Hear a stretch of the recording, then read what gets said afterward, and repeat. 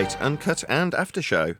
I'm your host Nathan Oakley, and if you are new to this channel, or you've not done so already, then be sure to subscribe, hit the bell notification icon and join button if you'd like to become a Nathan Oakley 1980 channel member and keep up to date with the Flat Earth debate. If you would like to support the channel, there is a super chat that runs alongside each of these shows while they premiere, and there's also a Coffee, Patreon, crypto and thanks button in the info box below the video.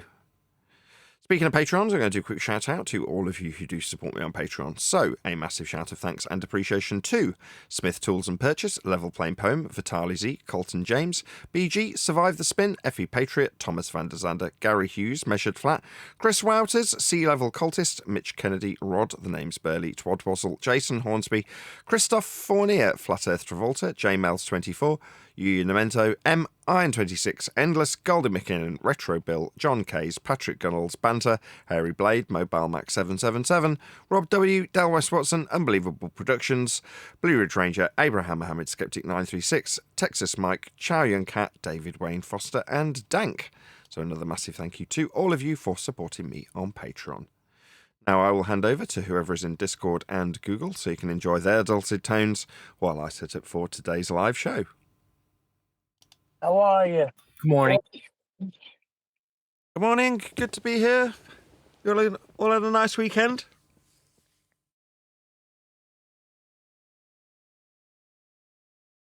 You enthusiastic bunch? Well, I had a lovely weekend. And by lovely, I mean I went and saw... What did I go and see? I went to the cinema with my kids, and I can't even remember the movie I went to see. It was that memorable. Oh, yeah, I went to see Minecraft movie with Jack Black in it. Very exciting it was, too. I laughed out loud on several occasions, which is not like me in a movie theatre. There we go. Very funny. I enjoyed it. If you haven't checked out the Minecraft movie and you've got kids, I highly suggest it. It's very good indeed. What else? We did Ballbusters. Everybody here catch Ballbusters on Saturday?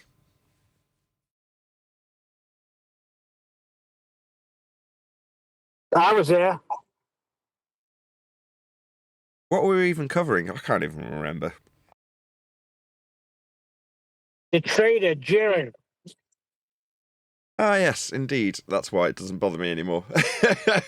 Had he still been on our side, I might be slightly concerned with his current nonsensical, gibberish, backwards position that he takes. But it doesn't really concern me about his contradictions to his previous positions, and his motivation for changing sides is inconsequential either.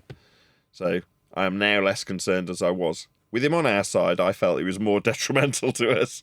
Now he's changed sides. Great. That's much better for me. I'll lose less sleep. Maybe let me know in the comments. There's already 30 people watching, presumably because it's the first day back after several days away of having no Flat Earth debates.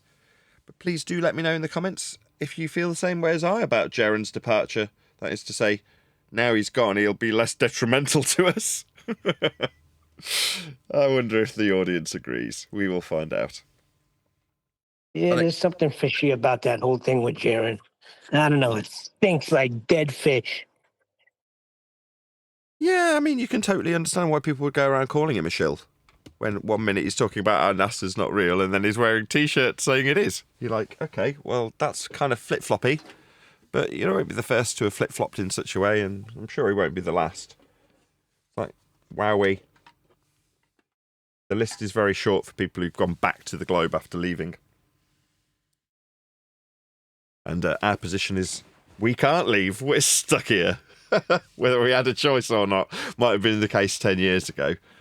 Maybe we could have recognised the awful belief for being a belief and then moved to a different belief or prior belief of the globe in this instance. We know it's flat. It's measured that way. Earth, that is. There's no turning back. Right, that's the whole thing. We know what the score is. They were just believing in something, and that's the problem when you have a belief system without any proof.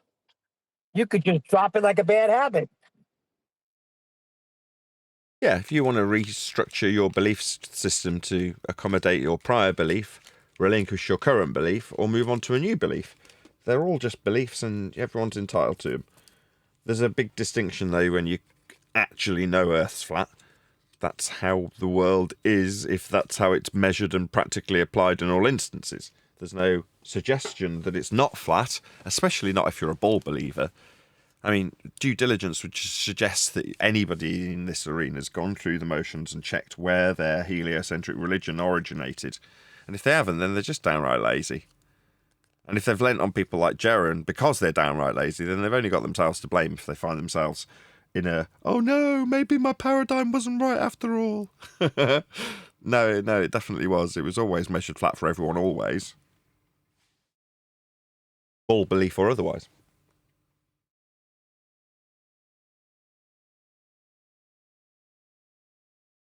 So I've started sticking up my microphones that I churned my way through on my way to my Neumann that I'm talking to now.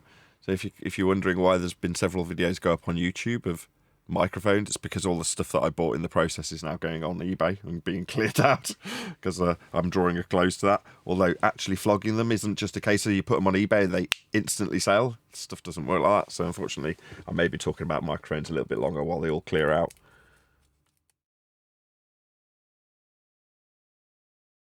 Well, you're going to have to start talking about microphones because what do we do now? Earth is measured flat. Everybody knows that. That's all we could say. We cannot break it down any easier than we've broken it down. And you're still going to have supposed flat earthers saying it's not the ground, and then anti-flat earthers saying whatever they say, and then ballers just not having a clue about anything. So what do we do? Well, I mean, I will always have a desire to talk on a YouTube video. And in the very near future, I'm going to be doing an audiobook.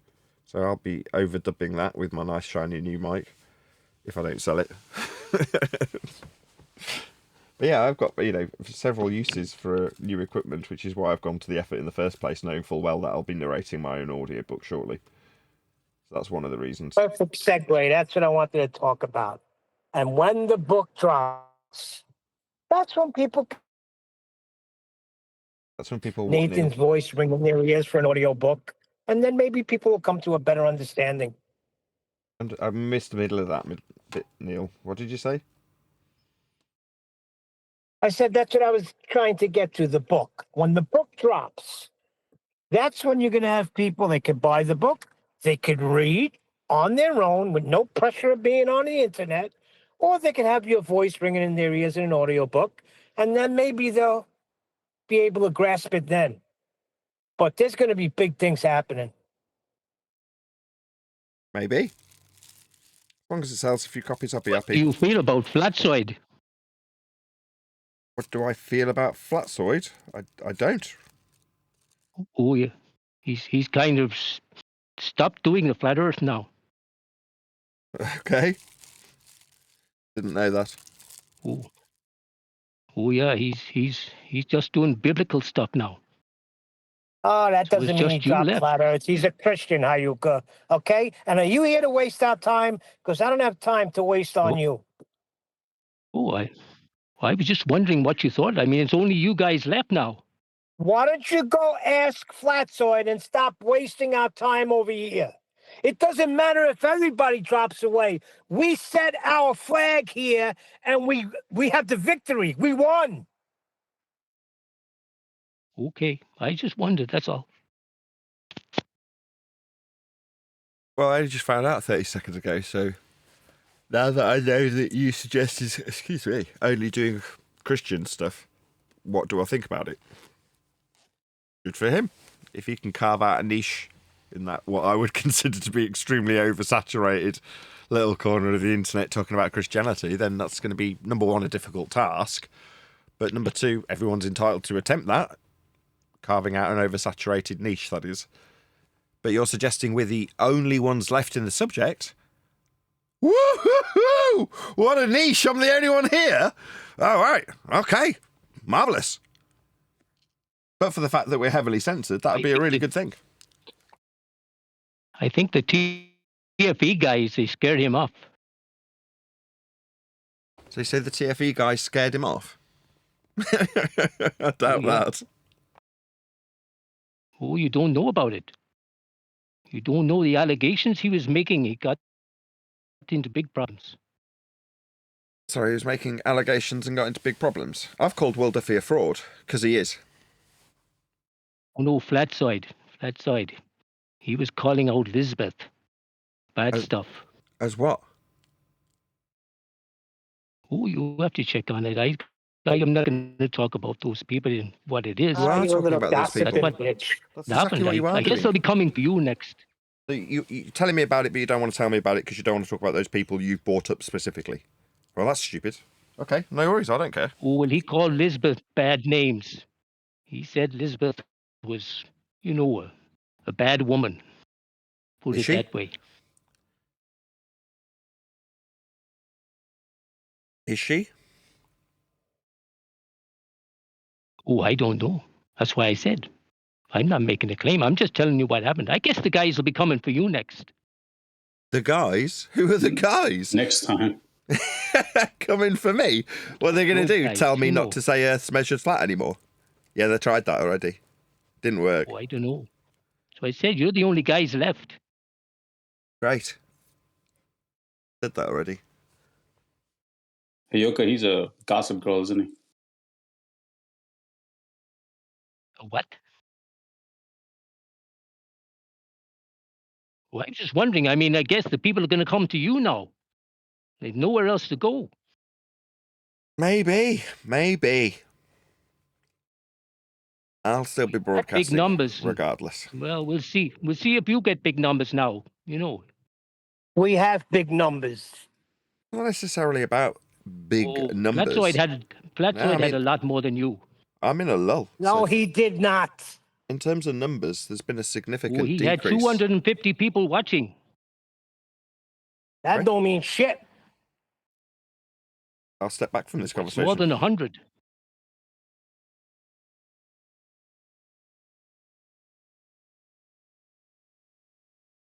Oh, we'll see. Interesting times, anyway. If you say so. Oh, yeah. Why don't he That worry Earth about seems to be in himself? big Where do trouble. you stand, Hayuka? Do you care? Do you care? Oh, where I'm standing Hayuka on the stands? ground. Where do you stand? And where? And that ground is flat. Standing on the ground. Welcome to Flat Earth. No. What do you mean, no? No.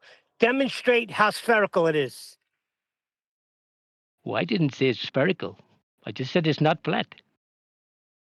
You can see that too. Can't Oh, you? that's right. You're really elder bear. You're a Bevite. And you measure and I you don't know come what- to the understanding that Earth is not flat. Well done. Oh, I don't know what you're talking about, but you can see it. Everybody can see that.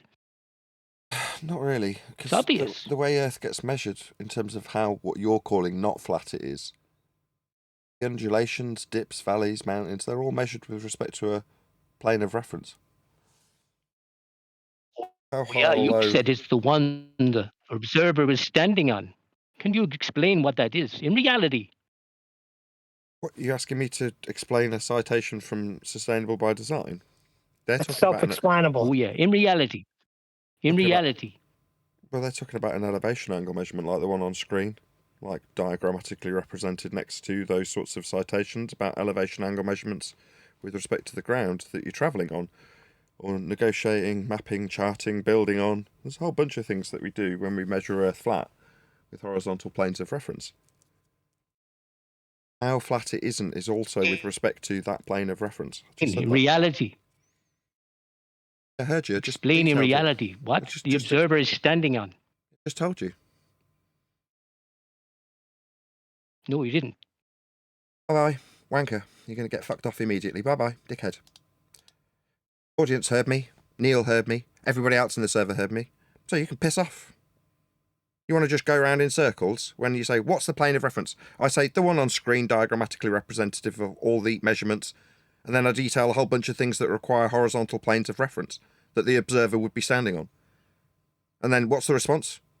What does that mean? It means, go screw yourself. That's what it means. You're no longer taking part in the conversation. You're an irritating twat. That's what it means. Exactly, because it's self-explanatory. He's standing. What is the observer standing on? He's So that- standing on Earth. I know What it could else be- do you stand on? You stand on the sky? Could be this Some son of a diagrammatical bitch. example of us measuring an object in the sky with respect to a horizontal plane. This could be for anything. It could be for navigating. I don't know. Who cares? This is your observer. This is the horizontal plane the observer's standing on when you measure an angle with respect to the plane of Earth for navigating Earth. Okay. I mean, I can go through it over and over again with some wanker just ignoring me.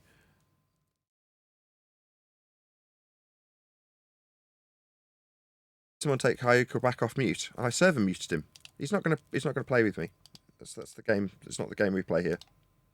He's a time waster. Get rid of him. Get lost. When you explain it the way we explain it, he says, what does that mean in reality when it's self-explanatory? He's a freaking retard. It was defined in reality. Horizontal plane the observer is standing on is defined within a reality-based definition. So to ask me what does that mean in reality? What that reality-based definition about where we'd be standing in reality? Get lost. You wind me up by just ignoring me. No, you just don't get to take part. One chance with this sort of dickhead. I'll be really cordial with them initially until they be a wanker. Then they immediately get removed. Bye-bye. They'll be a wanker around me. I'm not in the mood. Yeah, see, because you're the host of a show, but I could be nasty right at the beginning. 71 people watching. Shout out to Unitox Femu, who says, it's only remain Hamo and Pippa and other team. Sea level is coming to me. They are coming to me. Everything is coming to me. Everybody can see that. I have no idea what any of that meant, Unitox Femi. Thank you very much indeed for the super chat, Lee.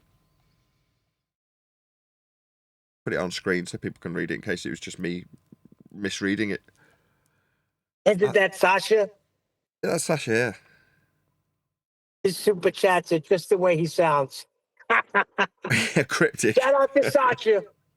Thank you for the super chat, Sasha. Really appreciate the support.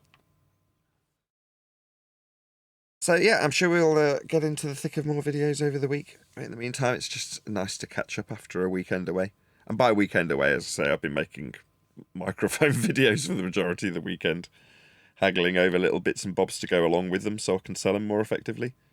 So I've got another microphone that's also a Beatles microphone that they used on stages when they were live in the latter part of Beatles Mania, or whatever you call it, Beatlemania.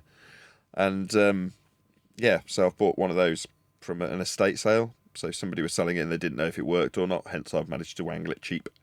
But it didn't come with a clip. So then you go to buy the clip, and the clip costs almost as much as the sodding mic. I'm like, bloody hell! I want to add value to it to flog it. And I'm like, if people want a 40 quid price tag for the clip, this is like a little thing that the mic sits in. You know what I mean by mic clip? It'd be like people are to joke when it comes to things that are rare. Someone's robbed one out of this one. Presumably someone's left it on a mic stand somewhere in some studio. And someone's gone, oh, that looks nice. I'll have that. So it's no longer with the mic. 40 quid. Outrageous. Shouldn't really be moaning about my little side hustle I've got going on with microphones, but when someone wants 40 quid for a mic clip. Hey, Nathan. Yes. Have you ever listened to the Beatles outside of the hits that everybody hears? Have you ever listened to a song, let's say, for instance, called Dear Prudence? Yes, I have. I don't get how you, I used to work in a hi-fi shop. That's amazing. People used to bore me with this crap all day long, Neil. I used to work in a hi-fi shop. Have you heard this obscure Pink Floyd track? Yeah, I have, yeah. Oh, really? Have you really? Yeah, I have, yeah.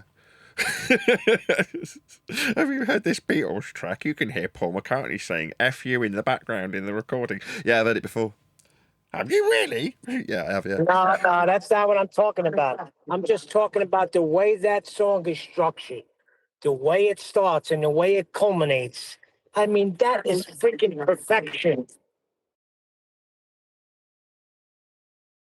I did find out why the mic that was the Beatles mic that I've got on eBay at the moment. You know, I got it so cheap, and I couldn't for the life of me figure out why I'd got it cheap.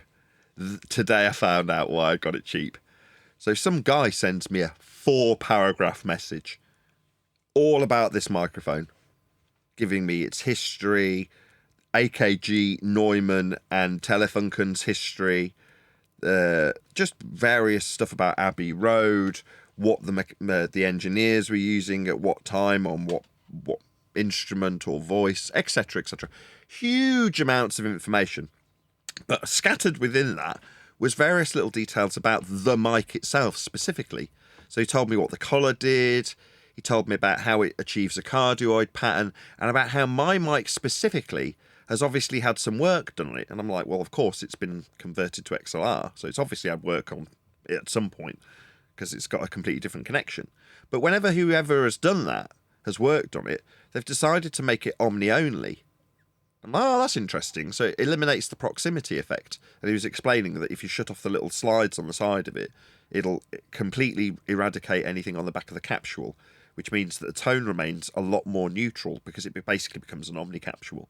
I'm thinking, oh, that's really interesting. So, in other words, whoever's worked on it has decided at some point intentionally to close, seal up the mic, if you will. So previously it was like open to the elements. There's like these little grills that are all along the side of it that are open. And if you leave it that way, obviously crap gets inside there and probably kills the mic. So at some point when someone's converted it, they've gone, sod that. I'm going to make it omni-only, close it off to the elements, and then fit an XLR, and then put it back into service. And then it's carried on for however many years, probably another 20 years since that was last done. But like I say, this guy's come along and described all those things to me, and described how they're not original.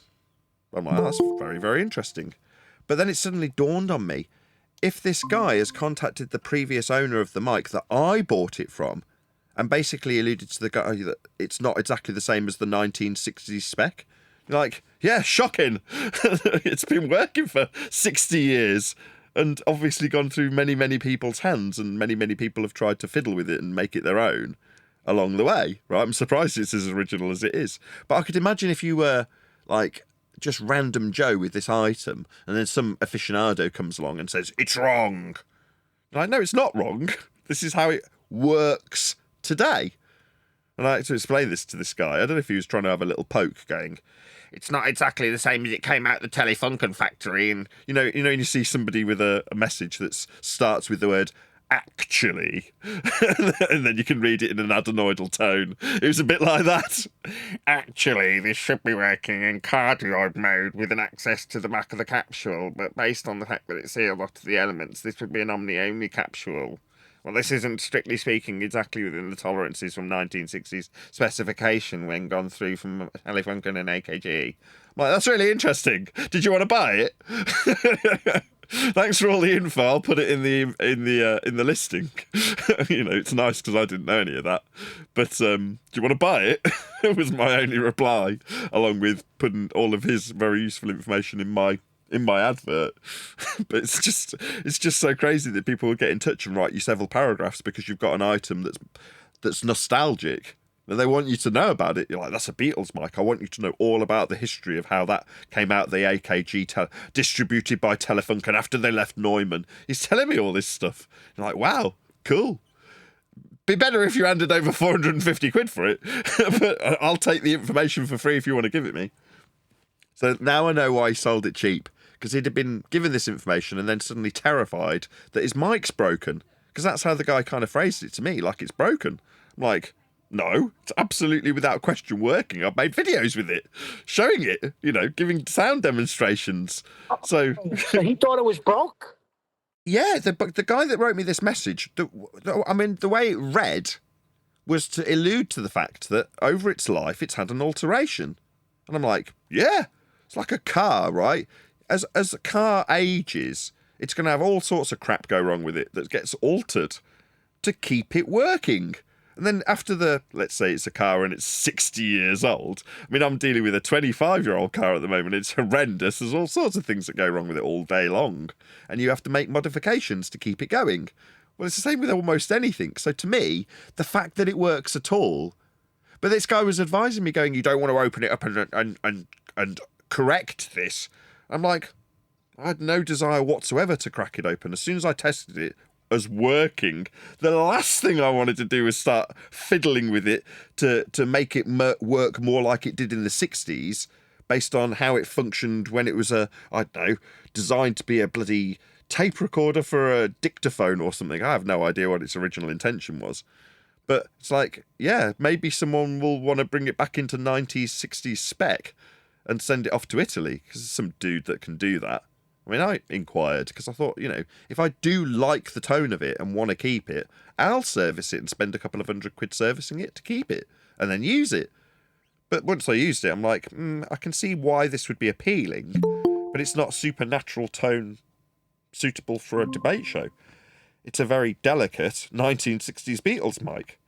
Yeah, but I could understand also how if I was the previous seller and I got that message, you'd go, you mean it's not the same as it came out of the factory in 1963? No, it's not. Shocking. It's had lots of work done to it. I am so sorry. I came into the wrong forum. I thought this was Flat Earth Debate, not microphone debate. Do you know where Flat Earth Debate is? Yes. That's here. There's a whole Discord server full of people that can talk about Flat Earth anytime they like. Right? Now it's my show.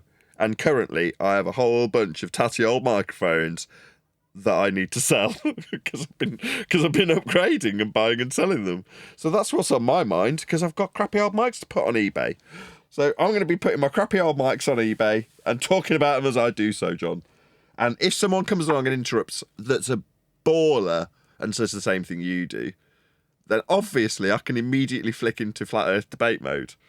And this is still Flat Earth Debate. But part of me... Let me link it back, Neil. There's a reason why I'm talking about mics. Hugh has just pointed out that, according to him, we're the last man standing, metaphorically speaking, in terms of Flat Earth. He says, Flatsoid's turn to doing Christian streams, therefore we're the only ones left. Now, absolutely no doubt that's absolutely not the case. But let's just take it as read for a second that it is. Okay, so we're the last man standing, everyone's buggering off, apparently. Okay? Yeah, I can see that reflected in my figures if I want to take that as read. That is to say, there's been a dip in my figures. Now, ordinarily, when this happens, at this time of year, so this is cyclical, it happens all the time. There's a couple of other dips in the year as well that I know when they'll occur, but this is one of them. Now, what I'd normally do is start doing stuff like I've done in the past. Omi videos, right? People are like, oh, cool, I like your Omi videos. Oh, this is wonderful. Yeah. Well, what it actually is a reaction to a little bit of a lull in the numbers. So I'm just bringing them back up again by doing a load of Omi videos. Well, I haven't been able to do that. What I have been able to do is edit books. And you've got to keep the lights on, so I've got to keep a little side hustle going. So in years gone by, my wife's had a little side hustle where she does Vinted and sells secondhand stuff similar that I'm doing, but just not microphones. Well, I'm now doing it with something that I want to upgrade, which is microphones. But moreover, I've got to keep the lights on. So I've got to have a little side hustle with stuff that will churn to a certain degree through on eBay just to keep some money coming back into my bank. Unless everyone wants to smash the super chat on a massive scale. But, there's nothing really altered. I haven't got anything that I need to campaign or run GoFundMes for, other than a dip in the numbers, which does, I still do generate YouTube ad revenue. It does still affect my bottom line if there's a lull. And if it gets really bad, I will have to put my hand out to the folks out there and say, please support me, I'm doing really badly and I'll disappear if you don't support the things you love. But I can just buy new mics, and I do want to buy a new mic. The original intention for microphones was because I'm going to be doing a voiceover, a full-on narration of the book once it's done. So I need to have a decent enough mic. I don't want to do it on my shotgun mic. I want to do it on a side address condenser, like a professional voiceover artist would be. Because temporarily, when I'm voicing that book, I am that professional voiceover artist, and I am in a fully treated studio, so I just need a proper professional mic. So if that tool costs a couple of £100, which it did, I'm happy to do it, so long as I don't have to, turn off the heating to do it, or not wash the kids to do it, you know what I mean? So that means, okay, well, I need a new mic, I'll hustle mics for a month or two, which is exactly what I'm doing, and I'm keeping the lights on doing it. I'm very proud of myself. Hold on a second, Nathan. I got a great idea. It's a Beatles mic. You get Ringo Starr to read it. Didn't you do that train thing for the kids? That was Thomas a massive hit. That train thing. By that train thing, you mean Thomas the Tank Engine? Yeah, that's the Hello, one. Thomas. That was a said massive Gordon. hit. Yes, he did. I don't want Ringo's slightly brummy voice on my audio recording. No offense to you, Ringo. You know, let's pretend for a minute you're a fantastic drummer. Your harmonies are outstanding. Hold on a second. Stop the proceedings. Take that back. Shout out to Michael Jones. He says, money, money, money. That's an ABBA reference. Very good, Michael. Very good. As far as the last man standing, we kind of knew that would be the case because we're no longer in the cyclical function of flat versus globe, you know? I see what you mean. You're excluding us from the group that's got a last man to have standings. That is to say, we weren't part of that group to be the last man standing. The flat Earth believing group is not us. We're a separate group to them. The people who know we Earth's always flat. were a last man standing. Well, we started a new group. We weren't the last man standing. We departed from flat Earth belief, entered into flat Earth understanding and knowledge. What, 5-10 years ago? Well, maybe not that long. 5 years ago. Oh, I would say as soon as you started being skeptical on what the other flat Earth believers claimed is true.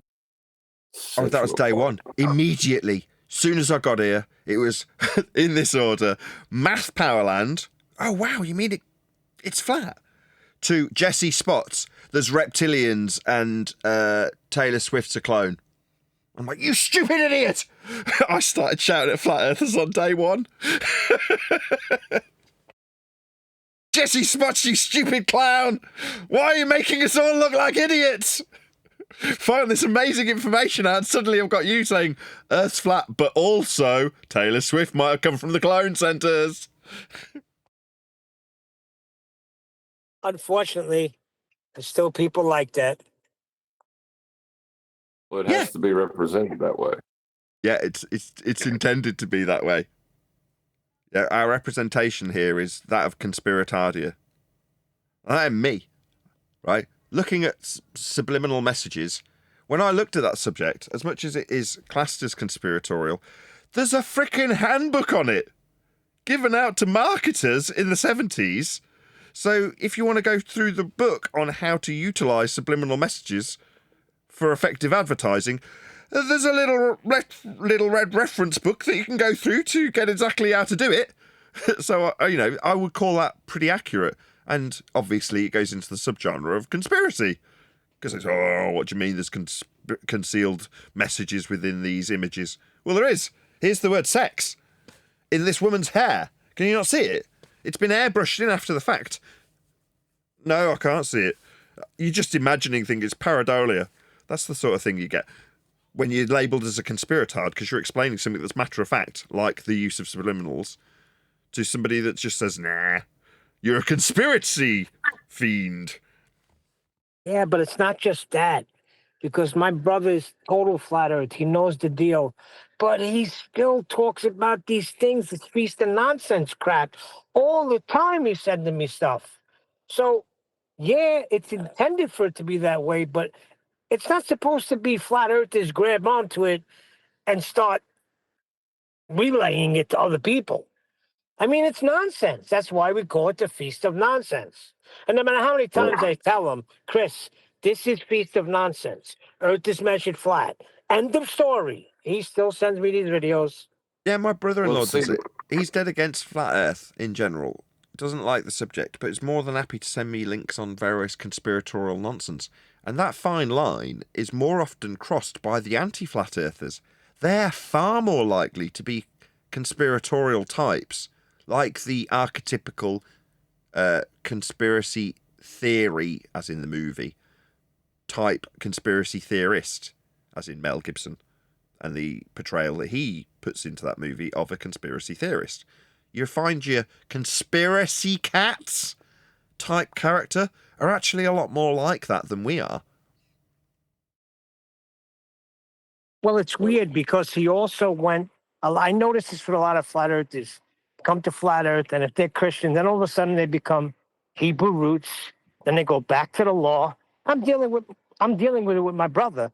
He invited me over his house for Palm Sunday. I don't celebrate Palm Sunday like that. I don't celebrate Passover. I celebrate the resurrection of Jesus. And he was flipping out about it. I'm not having Easter at my house no more.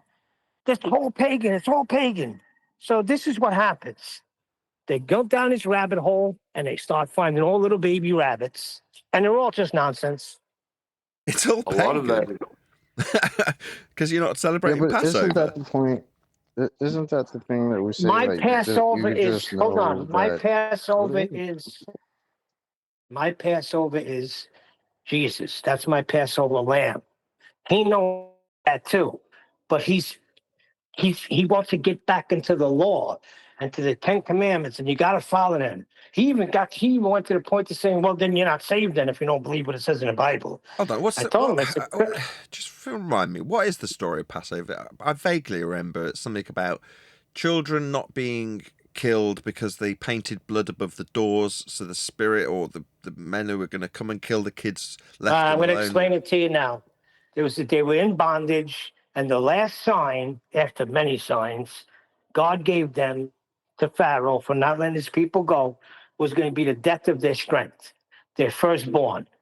Now, whoever adhered to what God said and took a baby calf, perfect lamb, and killed the lamb, ate it as a meal, and put the blood of that lamb on a doorpost of their home, when the angel of death came, whoever had that blood of the lamb on a doorpost, the angel of death passed over.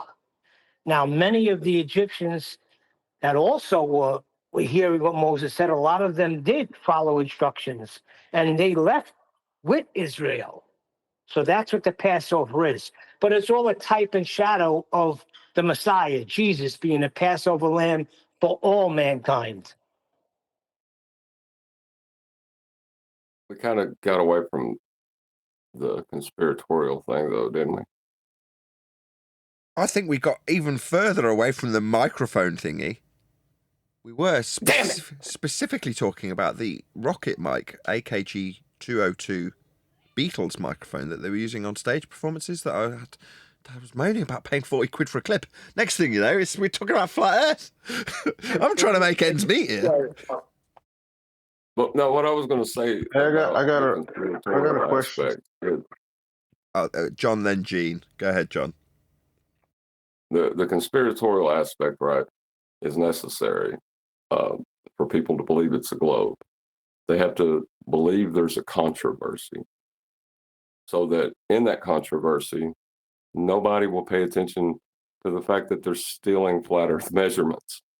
It's part of the bouncing ball you're supposed to follow. Yep, totally agree. Yeah, that's the biggest trick. We'll come to you in a sec, Gene, I promise. That's the trick. Make it look like there is a debate when you're talking about matter of fact. Earth's measured flat, there is no dispute.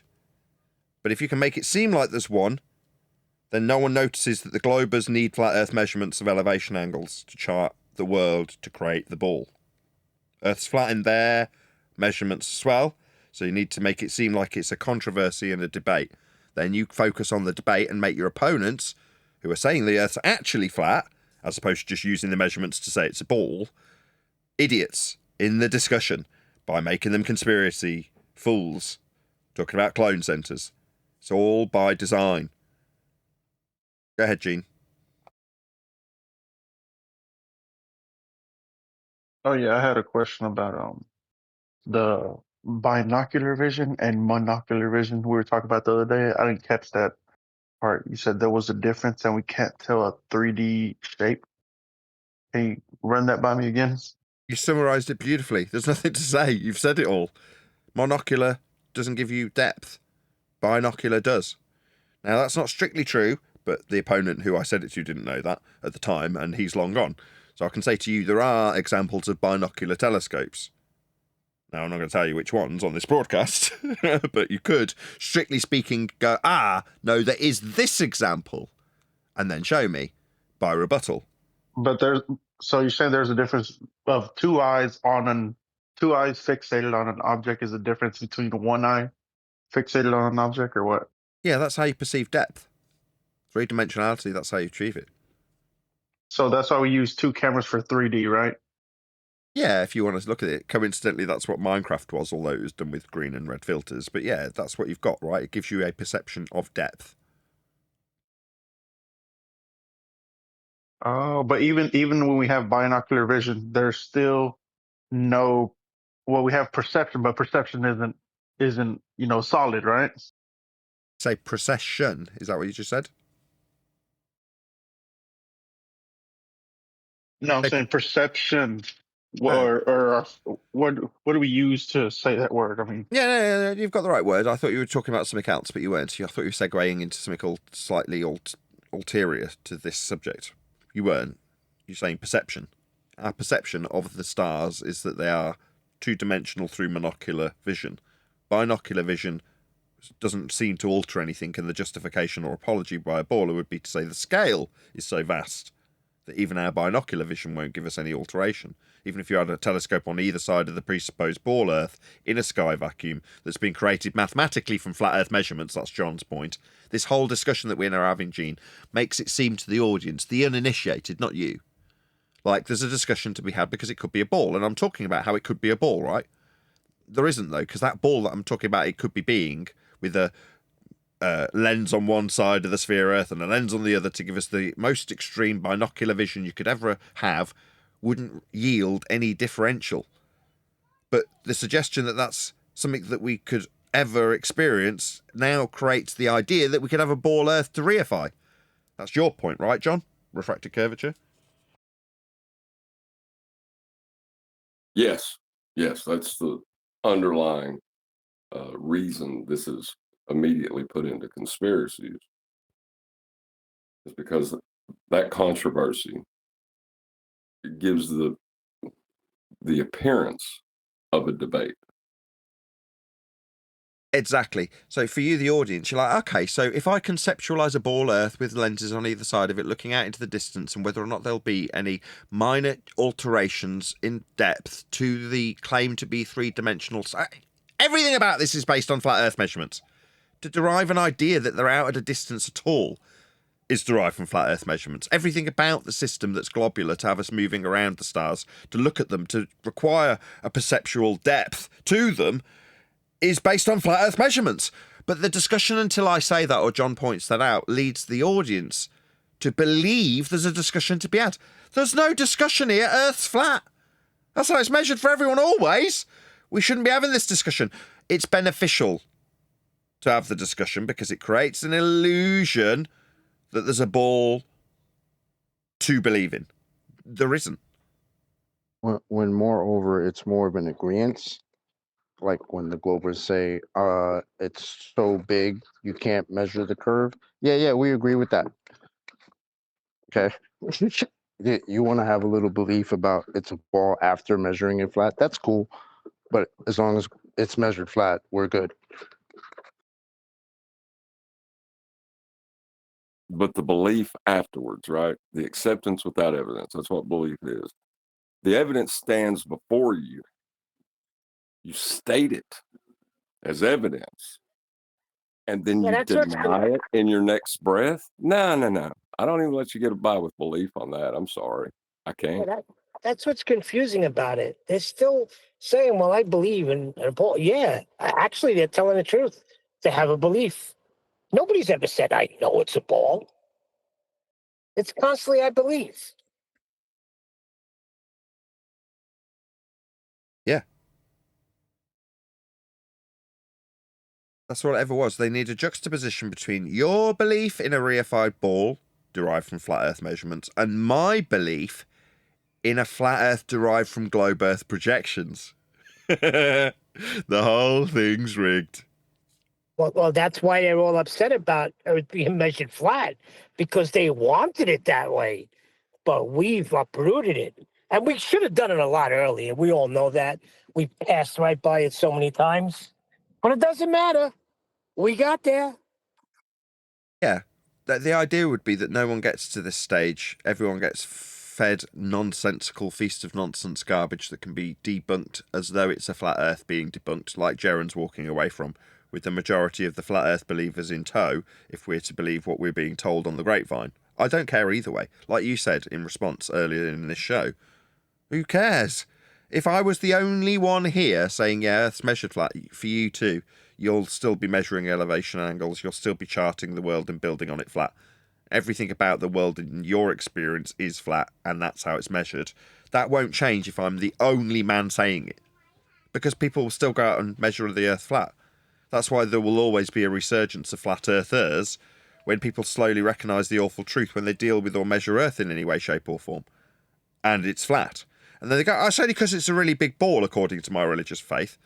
And so the cyclical nature of requiring Feast of Nonsense be fed into the narrative in the public's eye will be there and perpetuated by whoever it is that wants us to be looking stupid as flat earthers, as they don't want to face the awful truth or internalise it themselves. They go, all right, so I'm measuring this ground flat. Let's find somebody else to poke and call stupid for believing that means the world's flat just because I'm measuring it that way. I'm measuring it flat. They think it's flat. They're stupid. Yeah. Until you figure out what measure it means. You know, like, the idea initially, I thought, was that there was two opposing measurements that seemed contradictory: the Earth as we measure terrestrial things, and the celestials as we measure them. And I thought, when I was a baller, that we measured the stars with respect to a sphere, Earth. That's just not the case.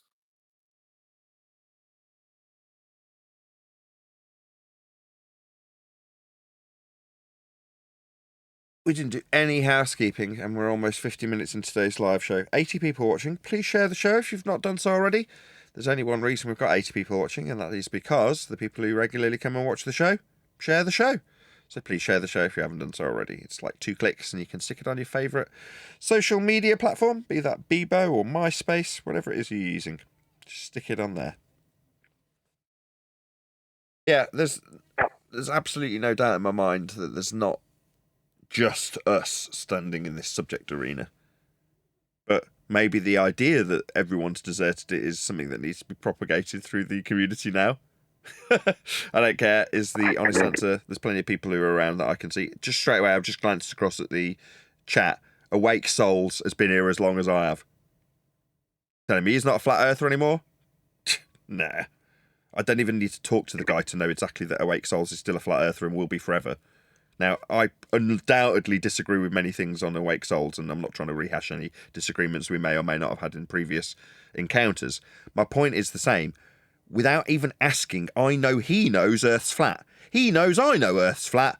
So he would look at me with a very furrowed brow if I walked away and suddenly said it was a ball, and I would do the same to Awake Souls.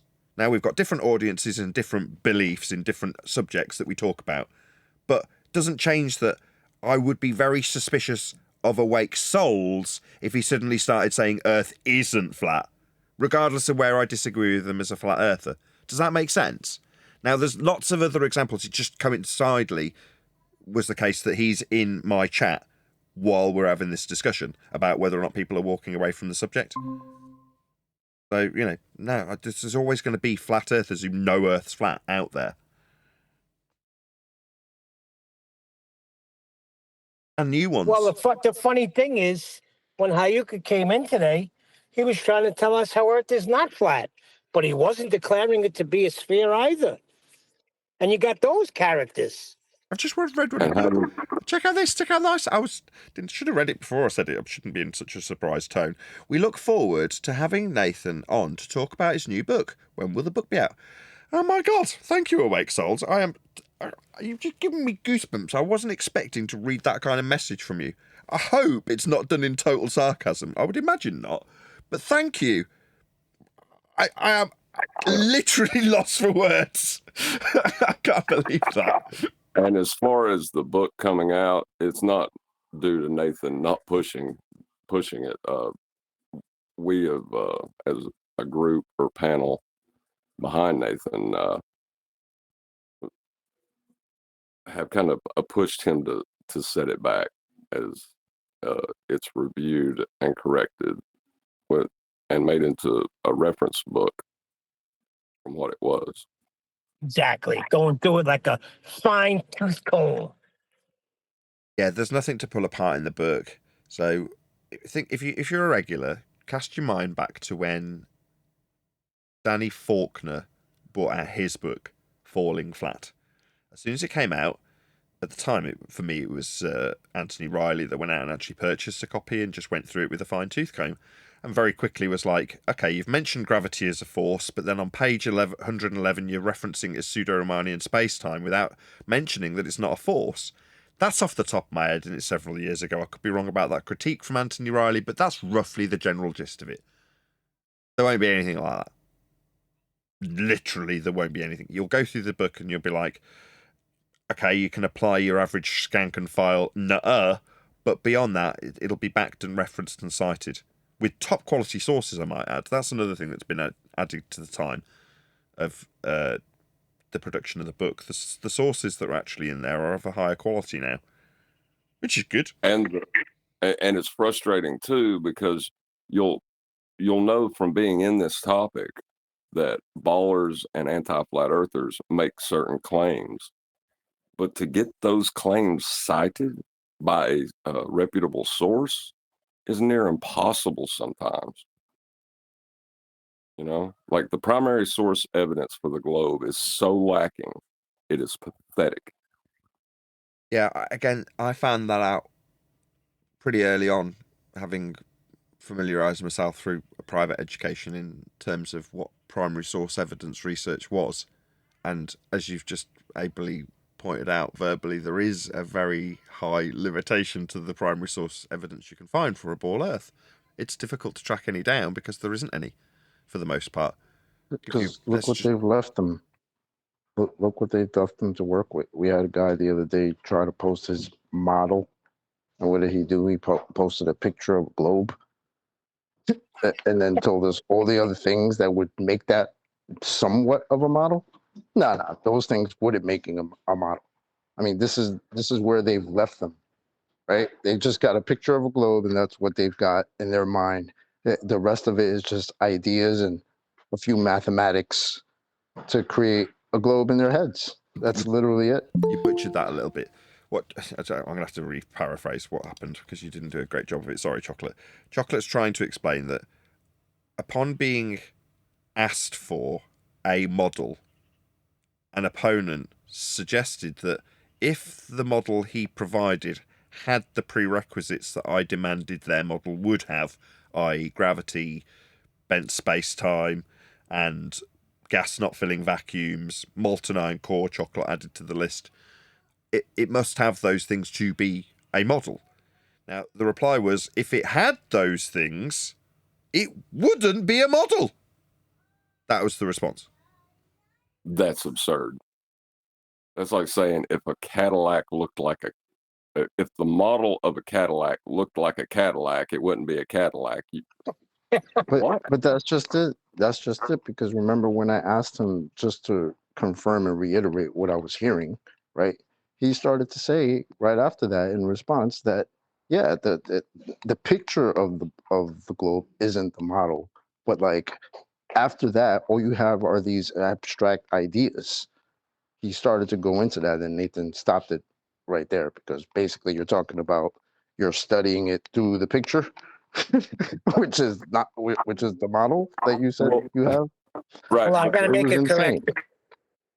Refracted said the proof of this globe is lacking. No, there isn't any. It's not lacking. There isn't any. And what you learn in school is just that. It's what you learn in school.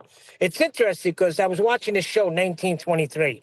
To make a long story short, this young kid is talking to this seasoned warrior guy that's going home to defend his Yellowstone property. And he's got a tooth of a lion. And the kid wants to train him his pocket knife for the tooth. But anyway, this guy I've traded with that guy. He had magic beans. He wanted my cow. He points out to the horizon, and he says, "You see that over there? That's little bighorn." And the kid said something, and the guy, I don't know what he said, but anyway, the kid said they taught us in school that Custer was a hero. And the main part of the story is the guy said, yeah, because that's what they want to teach you in school. They don't teach you the truth in school. And this was on TV. Is it So they're telling Oates us and that we didn't learn anything in Antarctica along those lines, Neil? Is it Oates and Shackleton? Are they the two people, Oates and Shackleton? I'm going No, out it for. was Spencer. But it was If they Shackleton. didn't teach you anything in school, right, then why do we have televisions and technology and cars and I things think he like was that? referring to history. He was referring to history. History is written by the winners. I was about to go through that. Is it the story of Oates and Shackleton where I'm going out for a walk, I may be some time? I thought that was Oates and Shackleton in an Antarctic blizzard. Maybe I'm wrong about the characters. It's because I took my kid today to a group that does animation and it's on Shackleton Road. I could have these characters wrong. Anyway, I'm explaining this in the same way it's explained on Red Dwarf to Lister, that history is written by the winners. And he says, how do we know that Shackleton made his famous walk and made his famous speech, I'm going out for a walk, I may be some time? We've got it from Colonel Oates's diary. And history's written by the winners. How do we know that he wasn't whacking Shackleton over the head with a frozen husky and then cooking him and eating him? We don't, because he wouldn't write that. He'd write something more romantic, like he made the ultimate sacrifice. He said he was going out for a walk. Because history is written by the survivors and the winners. That's the point, right? But not when it comes to heliocentric history. It's just not written by anyone. It's just a myth of a story that could have had a source and an origin at some point, some time, because somebody in modern times is saying it's true and going to a cartoon that was written 50 years ago that says it happened more than several thousand years ago in the 50-year-old cartoon, and very early citation, and it doesn't go back very far at all. But I mean, they say it goes back a long way in the story, which is all it becomes if you can't get any primary sources for it. But if you can, you still need to be skeptical because history is written by the winners. Right. And then you have the the claim that the Greeks believed that the earth was a sphere. That is an interpretation through a ball earth believer's mind when they see the celestial sphere and the flat plane that bisects it. They take that as, oh, they knew it was a sphere too, that the earth was a sphere. And that's why they have this diagram / models, however you want to call it. It's not a model. It's just showing a measurement relationship. It's a diagram, really. But You know, it's a but they, hypnotist trick. It reminds me of something else from British comedy. I was talking of Red Dwarf.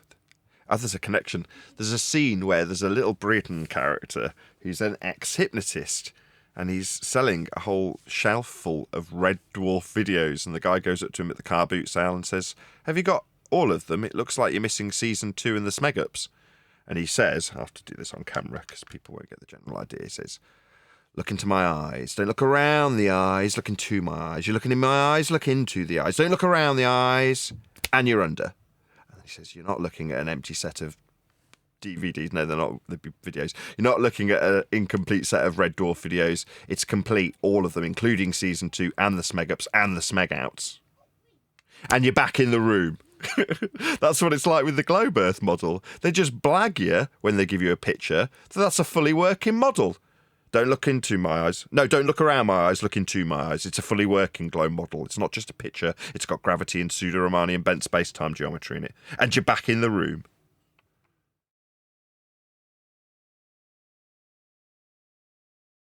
yeah.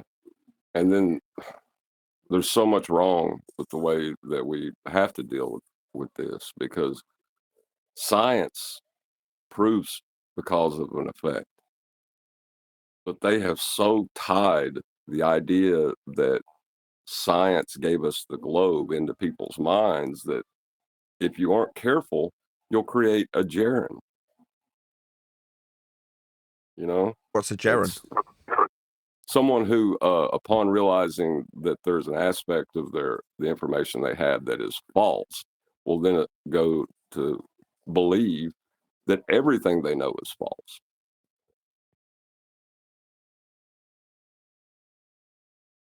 Okay, isn't that sophistry?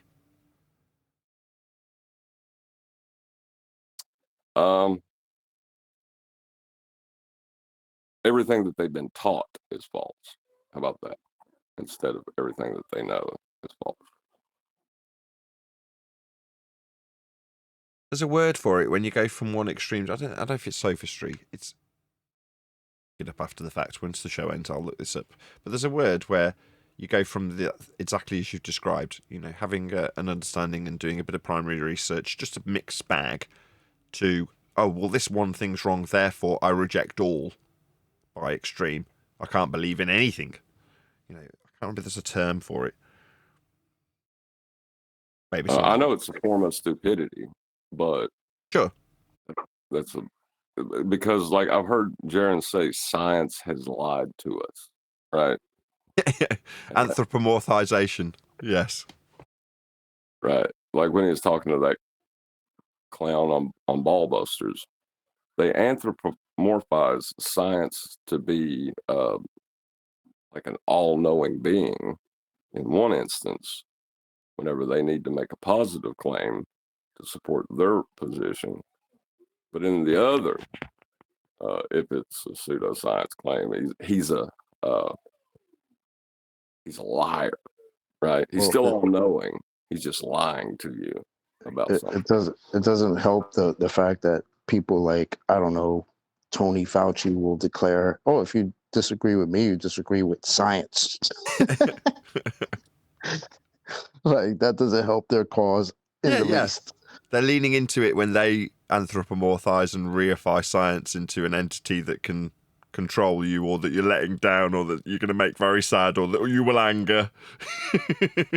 I mean, that was like listening to Judge Dredd say, I am the law. Exactly. That's what I hear when I heard that shit. Well, he literally said it. I am the science. He's on record said that. I am the science. Well, with that, I'm going to say, don't look around the eyes, look into the eyes.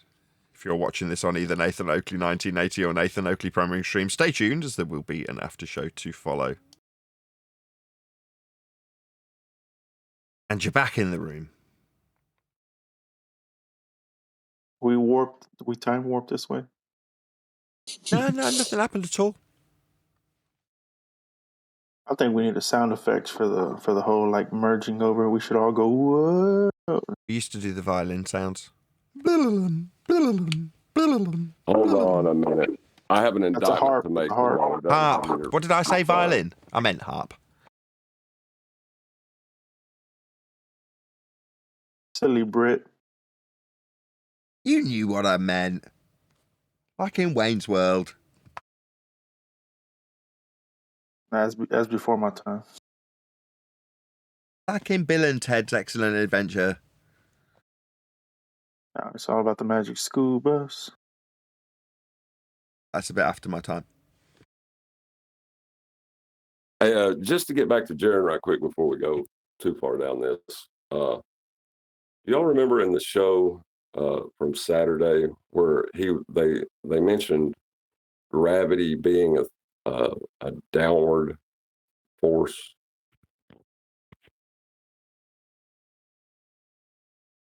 I don't know. I can't remember any of it really, but if you say so. Yeah, but it's like yes, I do. Like a yeah, misconception. Absolutely. It's a misconception that flat earthers have about what does that mean, even though that's actually their words and citation. I've got a citation for you. Hold on. John's got someone who's explained. Okay, I'm following along. So you're saying it's misrepresented by straw man as our interpretation that's wrong when that's suggested. Okay, go ahead, John. You were going with somewhere. Right.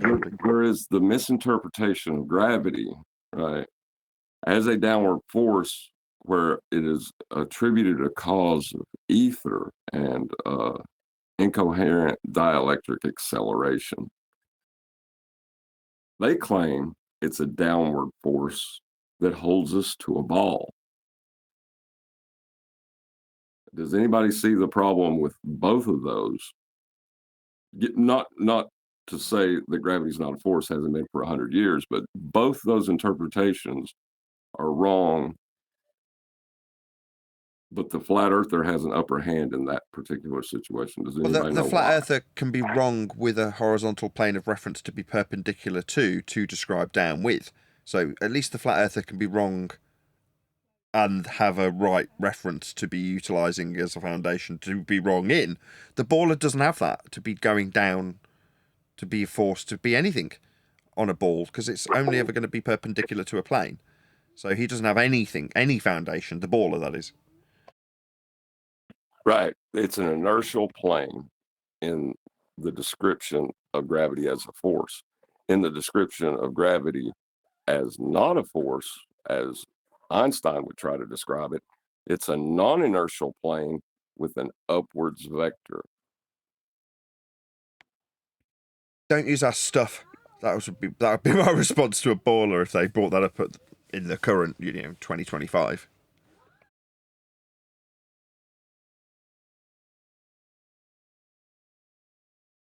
Yeah, the non-inertial pseudo-force is just as dependent upon Earth being flat as the inertial force pushing or pulling everything to the ground.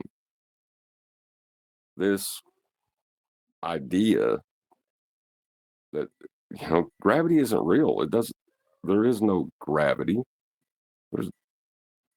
It's absurd, but in their absurdity, they're still using the flat Earth. I have no idea. Next question. No, it's a freaking outrage. It's not. It's an absolute outrage. It's a weird turn of events going into 2025, knowing Earth's flat and that they have been utilising our flat Earth measurements this whole time. The more time elapses, the more annoyed I get at that fact. At them.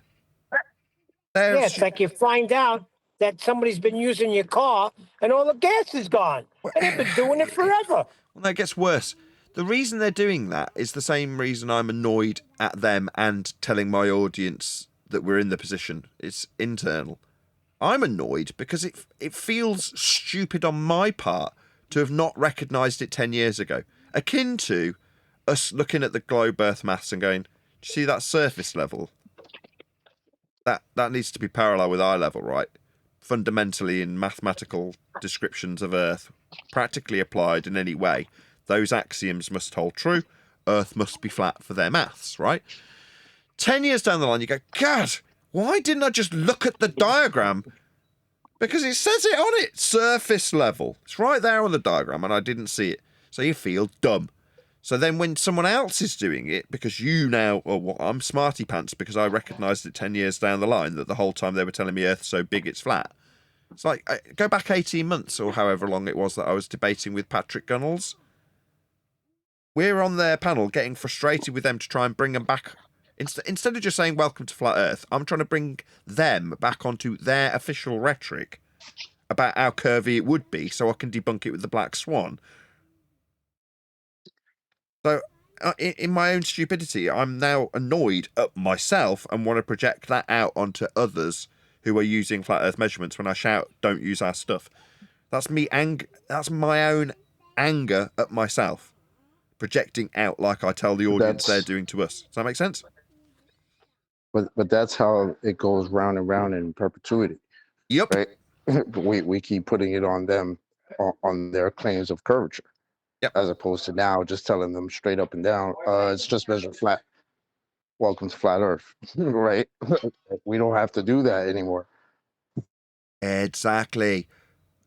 18 months ago, I want that opponent to debate about how he believes it's curving, rather than saying, I understand it's too big to be curving and will measure it flat, says the baller. How annoying, says my 18 months ago.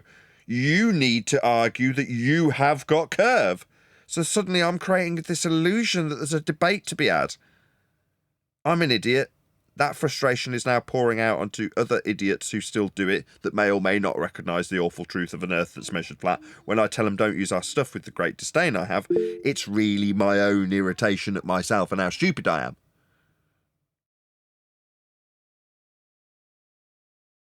So round and round we go, like idiots berating each other because of our own ineptitude and embarrassment after the fact.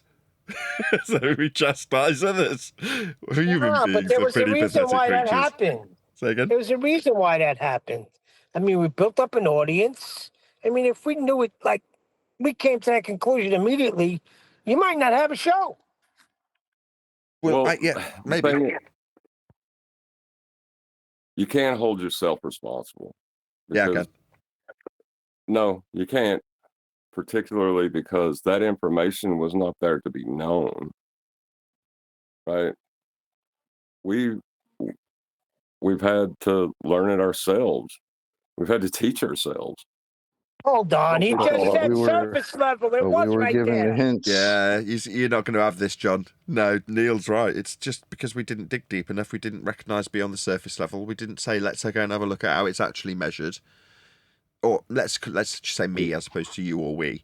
I didn't dig deep enough. I didn't actually investigate how Earth was measured. I started looking at the people and asked the same question. How did you find out Earth is flat? I asked next man. I didn't go out there with a tape measure. When I actually started to do anything that was practical with regards to the sun and how it related with the Earth versus the models, that's when I started to actually achieve something. Sun tracking. Day one of achieving things. But I still didn't recognise the Earth that was flat in all the arguments when I was told I was supposed to argue with the curve calculator. Am I? And I remember Anthony saying the same thing. He got told he needed to familiarise himself with the curve calculator. That's what he needed to be doing. So he did. Yeah, but see, It's almost not a fair. sort of gaslighting. Like, Right. But it's literally, not the fair. people. You Sorry, can't John. do Chocolate then, that. John. I'm sorry, you can't do that. That is wrong. It's like showing someone the bouncing ball with the dancing bear, right? Count the number of passes, right? And then when you show them the dancing bear and they're like, oh man, I didn't see that. You don't then call them a retard for it. I was That's just how about our to say, mind works. retard. Why didn't you see the bear? You weren't paying enough attention. Yeah, you can't do that to yourself or others. It's just how our mind works. And I don't know why it works that way.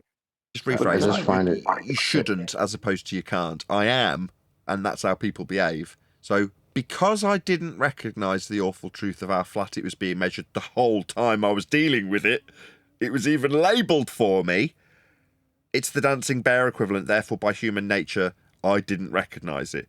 But now I do, because I shouldn't have recognised it and I shouldn't beat myself up over the fact I didn't, also means I shouldn't beat others up who haven't.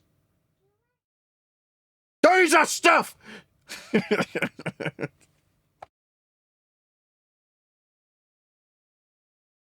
Suddenly it's our stuff. I own this stuff. The earth that's flat, this is mine. It's empowering. So rather than you flip it completely 180 degrees on its head rather than embarrassing, no, I will make this empower me. Psychology is weird. People are idiots. We're such stupid creatures. It amuses me greatly. And and like most of it's shame based. Yeah, that's the word. It's mostly shame. Yeah. Embarrassment at yourself. Yes.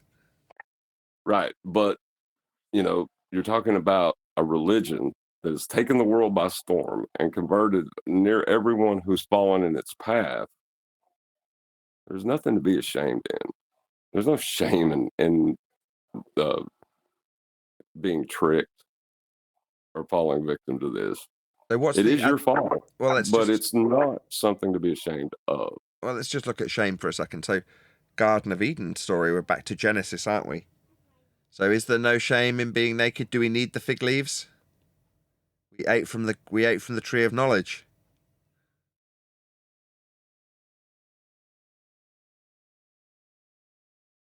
Right.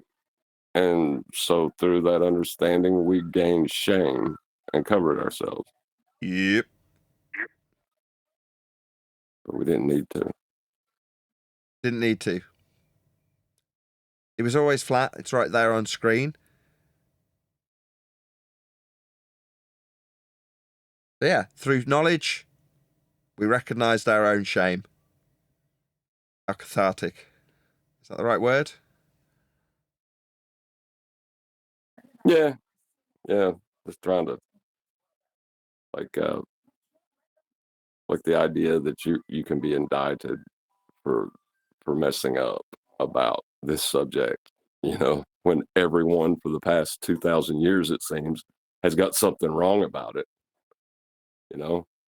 Just don't be too hard on yourself. It's Yeah. kind of what I want people to do. And the greatest minds still ended up just leading everybody astray with the best of intentions. If you take Kepler or Huygens or any number of these characters along the way, I am in no doubt that they had the absolute best of intentions when trying to better choreograph a dance of the lights in the sky, for which they really don't have a clue about. They weren't trying to be demonic. They weren't trying to control people. They just wanted to explain it better. They just wanted a bigger bite of that knowledge apple. That's all they wanted, right?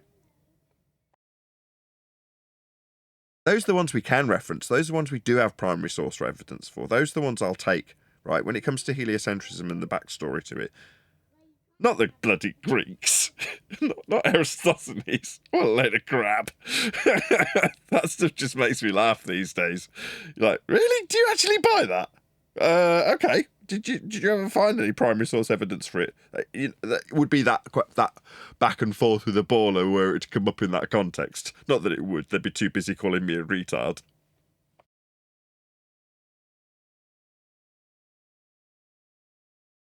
Yeah, well, one of the problems is the willingness to put what is known into an if statement, to reject what is known. That I've noticed that a lot in this subject. They'll put a statement of fact in an if statement and then come up with an incorrect conclusion, denying what they know. Like, who's ever been taught that trick? You're not supposed to put a statement of fact in an if supposition. Summarise the entire flat Earth versus globe Earth debate by repackaging up that question as a statement. If you can change a statement of fact into an if statement, you can make people question the entire validity of the reality they're faced with when they step out their front door. If it's flat, what do you mean if it's flat? It is flat. There's no if. Where's this if come from? We need that if. Without that if, without the questioning of the statement of fact that is the Earth, we wouldn't be able to convince you you're on a spherical shaped surface. It needs to be an if. Let's keep it as an if for a bit. What if we just suggested that it was an if? If it was an if. And they always try to get that if in there.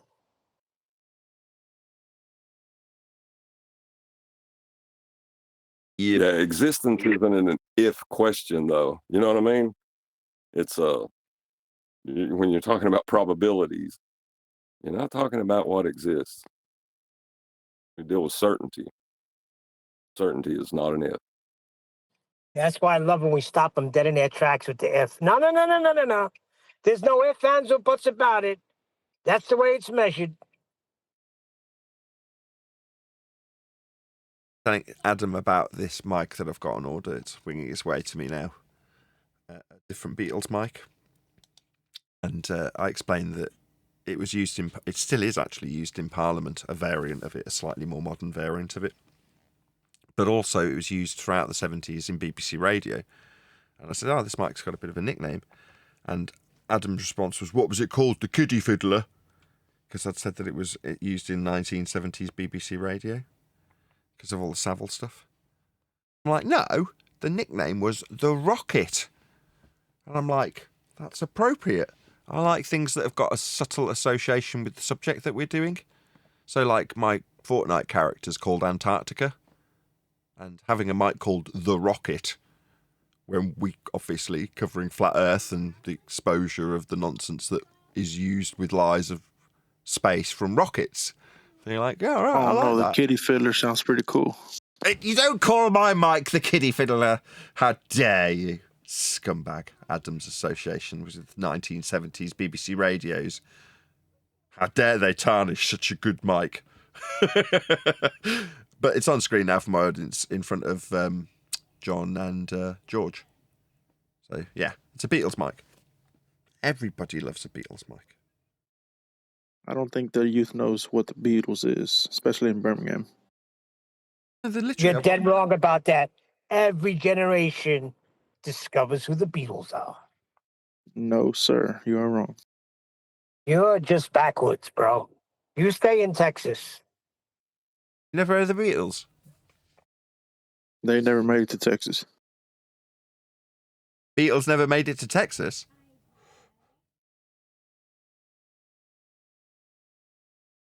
You have an ill-informed person on the, well, that's why he's in the peanut gallery. Ringo Starr's in Texas doing a tour. He's a cowboy. Are they into country music in Texas? Their influence may be felt, but their names may not be remembered. That doesn't mean that their influence is not felt. Sure, but It I'm not doesn't help that expecting it them was to. 50 They're years Brits ago, too. from Liverpool. He's a Mexican. What do you expect? Is it country music predominantly in Texas? Is that what Texans like?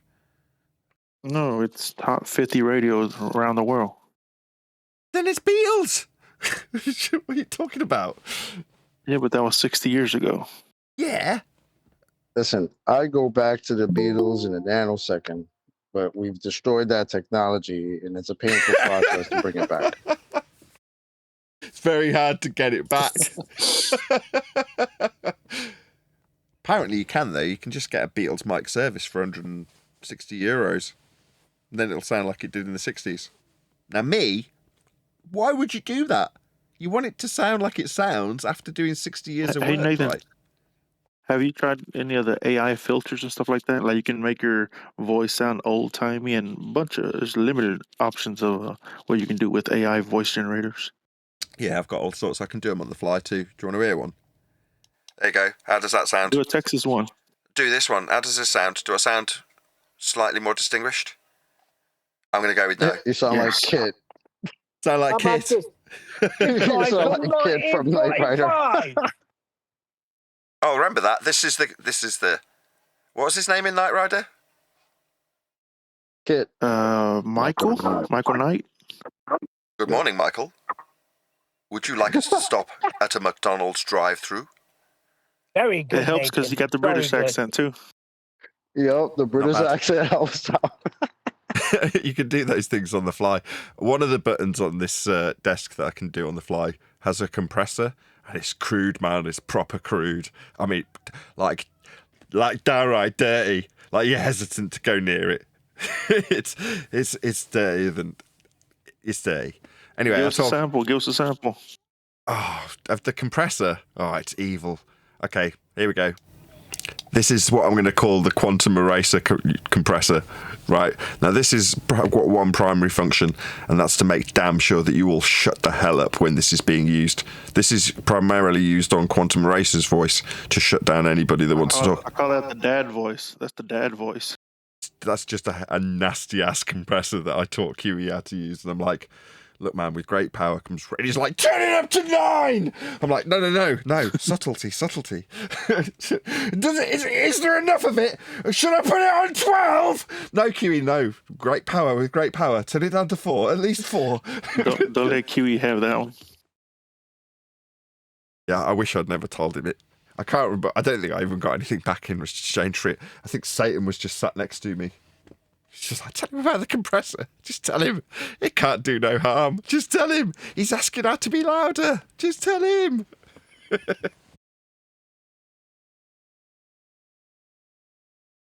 Yeah. Okay, like Nathan, before I got a question. Who's the next Bond? That would be me. The name's Oakley. Who's the next who? Nathan Oakley. License Oh, Bond. to titillate.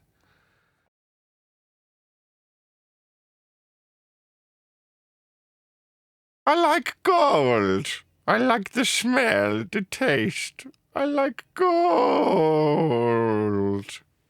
I always found that like super cringy when who's the Austin Powers guy? Myers guy?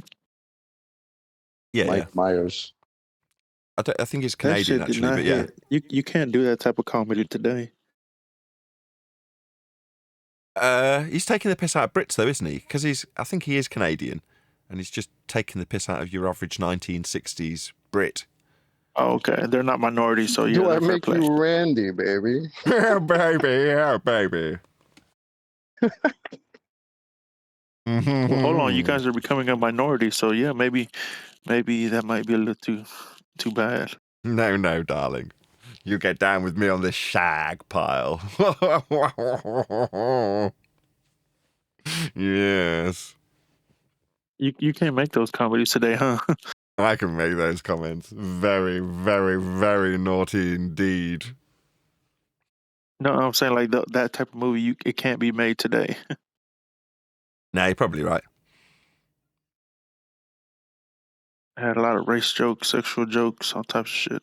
Yeah, but back in the day, you could have Sean Connery talking about beating his wife up on live national television, and people just tolerated it.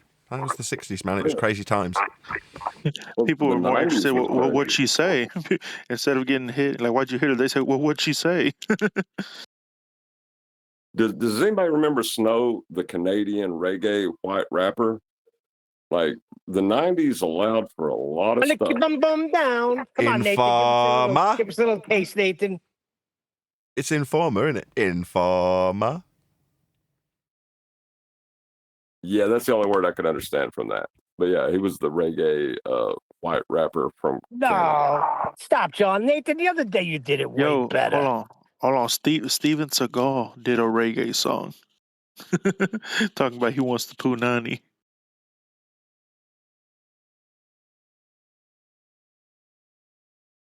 It's Informer. You know, say daddy, me snow me, I go blame. I lick he boom boom down. Detective mean I say daddy me snow, me stab someone down Lee Lane. I lick he boom boom down. Informer. Ya say no daddy me snow, me I go blame. I lick he boom boom down. Detective man I say daddy me snow, me stab someone down the lane. I lick he boom boom down. I think it's beautiful. That's ridiculous. The closest you're going to get is Regata de Blanc. That's the police. They were the only white guys that could muster up a decent reggae and mixed it with rock and jazz, and that's what made their sound so unique. And they were respected in the reggae community. Oh, the second bit's just more beautiful than the first. You think Police. Steven Seagal was respected? Oh, I'm not going to get to it. I don't worry. Probably wouldn't have been that funny. Dean, you're interrupted Nathan in his moment. All Go I ahead, was Nathan. doing was reading Informer lyrics in a deadpan tone. That's all I was doing. It wasn't going to be that funny. We all know it. Check out I don't Steven know. The Seagal doing first it. set was pretty funny. If you were paying attention to what was said, that was kind of funny. Is the second better? Police are them come and them blow down me door, break a car through my window. Beautiful, beautiful. Here it comes to my eye. That's How what I was could he thinking. It's ever- quite touching. how could he have ever Informer, fallen into- you know she might have got me on my down. He lick you boom boom down. Something like that.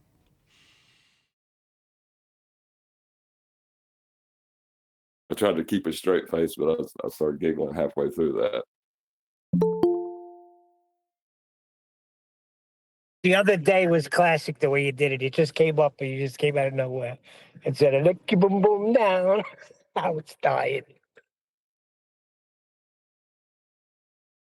Hey, QE. And Brian, for that matter. Speaking of all Americans, Brian's Irish. We don't let him forget it.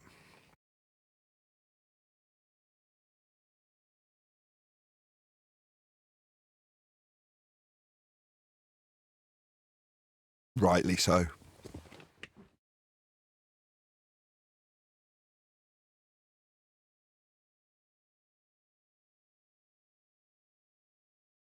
Okay. Well, we're going to be doing the book later, so I'm actually going to round out and do the things that I need to do before we do the book later in 2 or 3 hours' time. But with that, I'm going to say another huge, massive, enormous thank you to both Discord and G Plus panels for making today's after show possible. And of course, a massive thank you to all of you for liking, commenting, sharing, subscribing, joining as a Nathan Oakley 1980 channel member, and all that good stuff. I've been Nathan Oakley, and I will see you all in, hopefully a bit of a longer, next video.